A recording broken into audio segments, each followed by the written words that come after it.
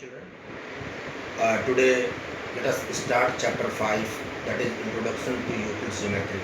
Children, this chapter is little bit different from other chapters. It is theory based, clear, and it is as the name of the chapter suggests that this is Introduction to Euclid's Geometry. Euclid, who was Greek mathematician, he was also known as Euclid of Alexandria. Euclid is very famous mathematician of his own time, and he was Greek mathematician. He was also known as Euclid of Alexandria. Children, Euclid was such famous in mathematics that he is referred to be the father of geometry. His era was 325 BC, that is before Christ, to 265 BC, that is before Christ. He had written a famous book, that is Elements, Elements, in which he included all of the geometrical concepts that he developed and that he collected from the previous mathematicians. Now coming to the word geometry, geometry word is basically made up of two words, that is geo plus metry, metry. Geo means land and metry means to measure. Land, as you know, that is earth, and to measure, that is to measure its dimensions. Now children, so you can imagine that how geometry has been developed. Geometry has originated, geometry has originated from the need to measure the land in ancient times. It appears that in ancient times, there must have been conflicts in the measurement of the land, between the peasants. Then the people of Greek, especially Greek, geometry has been developed in Greece only, and this geometry has originated from the need to measure the land in ancient times. Now there were so many Greek mathematicians, in which two mathematicians, Thales and Pythagoras, were very famous. They were renowned mathematicians, even today, and they contributed a lot in the field of geometry. Thales, who was first developed that circle is bisected by its diameter. First time in the history of mathematics, he told that circle is bisected by its diameter. That is first and foremost concept given by Thales.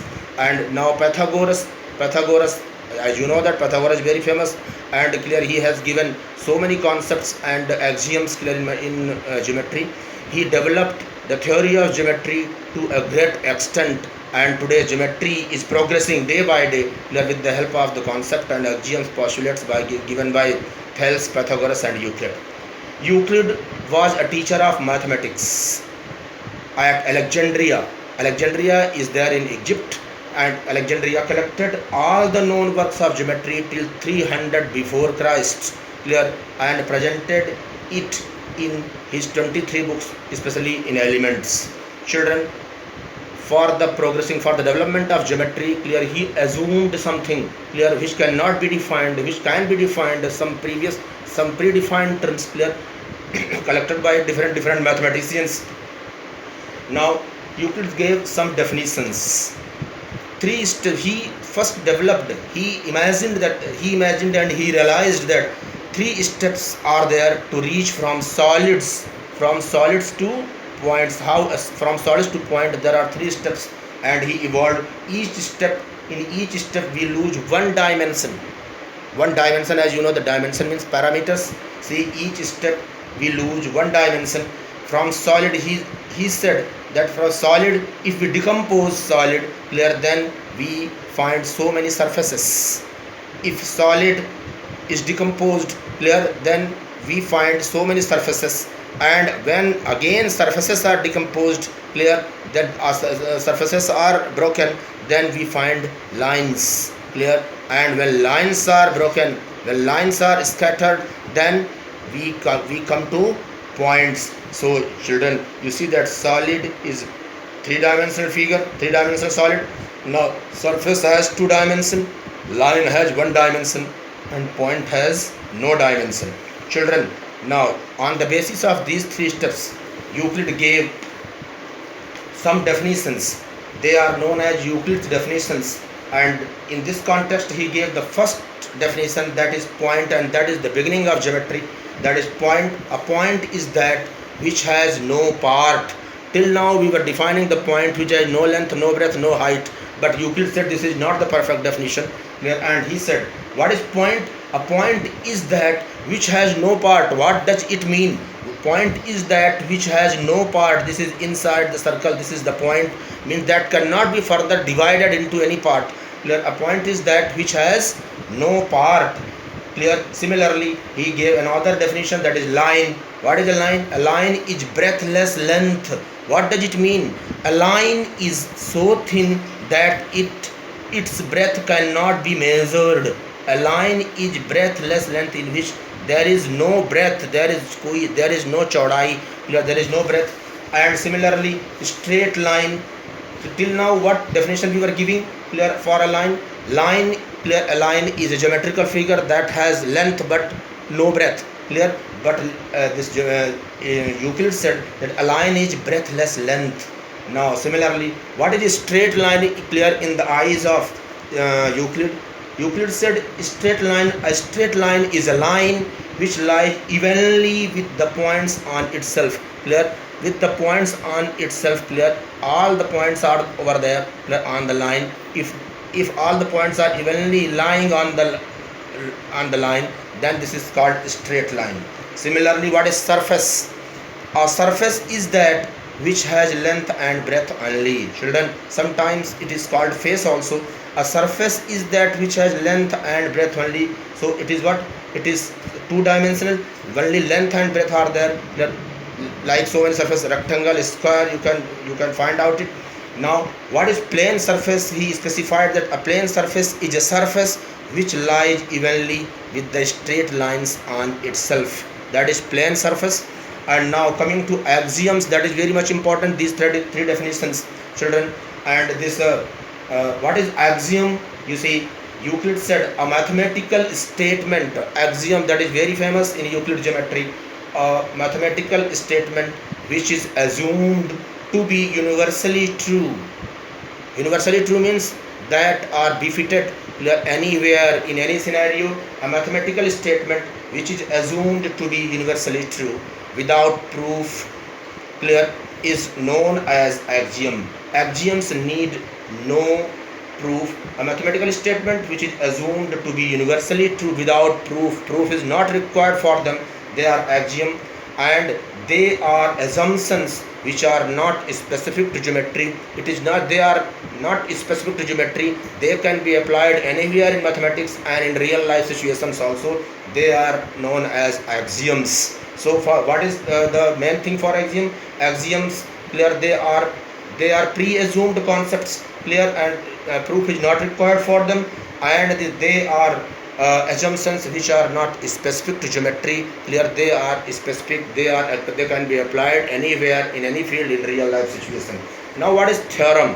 Clear, in class 9, clear, there are a lot of theorems. That is, what is theorem? A mathematical statement whose truth has been logically established, clear, through so many logics, so many pre-assumptions, clear, a statement which can be proved and a proof is required for them. A mathematical statement whose truth has been logically established, proof is required for them. So this is called theorem, children. Now coming to the very much important part, that is postulate. Euclid gave 7 axioms. And 5 postulates. They are very much important. And see in this chapter, postulate. What is postulate? The assumptions which are specific to geometry only. Children, here, pay your heed over here.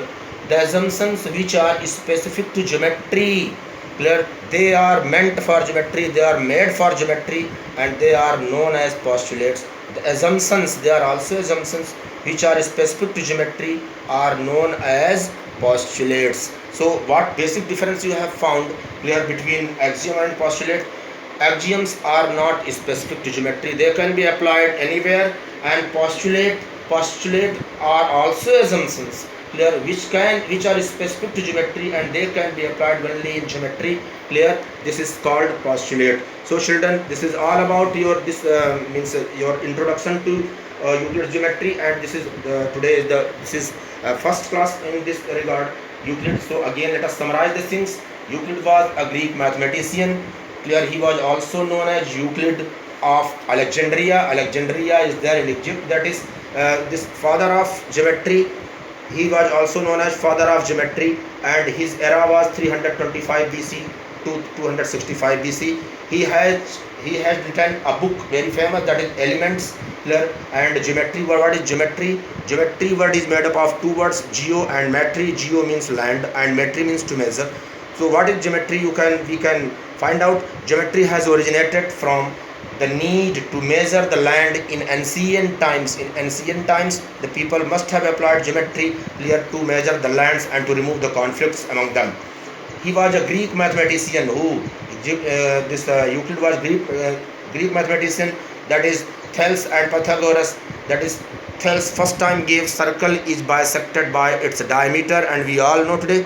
And Pythagoras gave so many concepts up to great extent, clear. And how, what is the introduction of Euclid? Euclid was a teacher of mathematics at Alexandria in Egypt, collected all the known works of geometry till 300 BC. 300 BC he collected and presented in 23 books. And the very much important thing is that he suggested that there are three steps to reach from solids to points, clear. And in each step we lose one dimension. If a solid is there, if we break it down, clear, then surfaces are found.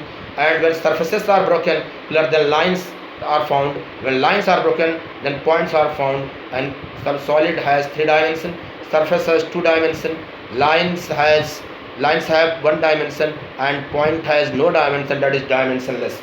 And according to this, clear, Euclid gave different definitions, and this we can learn them. Without learning these definitions, we cannot understand the concepts and axioms, postulates given by this Euclid, a very renowned mathematician. He is also known as father of geometry, children. So today's class, clear, we conclude the things. If any doubt is there, you can go through the textbook, clear. You can personally contact to me. You can send the WhatsApp about regarding your doubt, and keep the proper record and go through the chapter again and again. Clear.